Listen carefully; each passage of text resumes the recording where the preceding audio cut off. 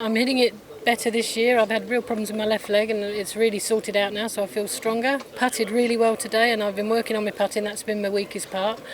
Drove it well. It was just a really solid day. We were really lucky with the conditions though. We hardly had any wind at all, and hopefully it'll blow up this afternoon and blow him off the course. But that's professional golf for you. But no, we all played well. We drew each other along. I think Holly had 6 under and Yenji I think 5. So yeah, it was a good group.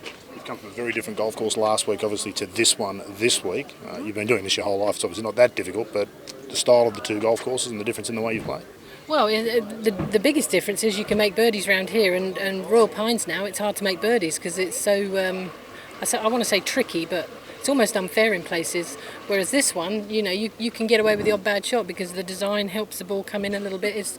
I'm not saying it's an easy course by any means. It's always easy to think that when you've had a good score, but it gives you the chances, and we all took it today, and I know a lot of the girls have had good scores. Last one for me, the 7th hole. Just talk us through what happened there. Looked an unusual bounce off the tee shot there. Oh my God, yeah, no, I mean we waited a fair bit, and so I was a bit stiff when I hit the shot, but I nailed it, absolutely straight down the middle, thought it was fine, and get to the bunker, and it's up on, well, I don't know, I've never seen a ball on a Melbourne type bunker, and these are superb. The condition of this course is great.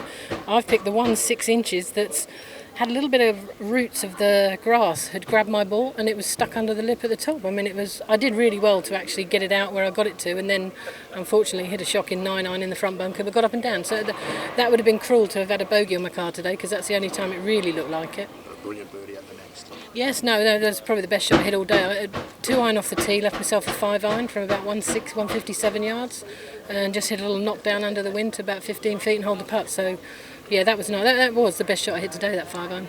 Laura, the time with your putting, was it just time on the practice putting green, or was there something more specific that you worked on? Well, I've been staying with Rebecca Artis the last couple of weeks, and she's a great putter. And I was just watching her, and she's gone left hand low. I think she's probably been like that for a long time. And Kari Webb's another one that I've seen. And I was just leaving every putt short, and I was getting really wristy. So that has just helped me keep my wrists.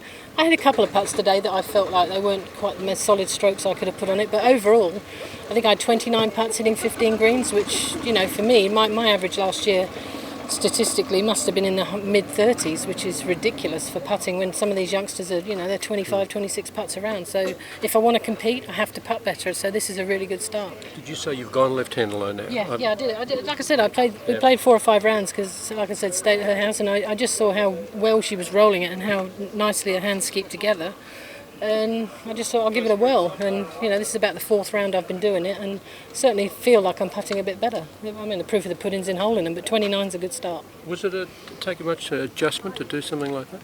Not really, no. It's I do practice on the putting green quite a bit like that, and I just don't tend to take it. I like to keep it more traditional, but as you get older, your nerves get a bit frayed, and maybe the hands start getting a bit jumpy. But maybe that's going to be enough to keep me solid through the ball. So, but it's not a huge change really. Stroke's a stroke. Probably your best round, your best start to a tournament for a while, Laura. The obligatory stupid question: what do you do for the next 3 days? Has Laura got 3 more days of this in her? Well, that's it. That's the thing. I'm basically starting again, because last year was the worst year of my career by quite some way. I think I missed, I want to say 14 cuts. It might have been more, which is horrendous for a touring pro. That's like death really. You feel awful all the time missing cuts. So I'm not saying I'm going to win this, but I would love dearly to shoot 4 rounds under par. That would be my goal, and if that was any good, that would be fine. But I feel like I'm just learning how to compete again, because you can't just jump in with a chance to win and think you're going to do it when you've had such a long time trying to make cuts. So we'll see what happens. If I play like that, I'll win, but who says I'm going to play like that? Having said that though, come the back 9 Sunday, if you're in the position, you've won a lot of tournaments, that has to help. Not really, no. I think it just makes it, because I've been out of, I haven't been up there enough times recently where you can rely on that. All I remember is missing cuts and playing badly from last year. So, like I said, it's almost like starting again.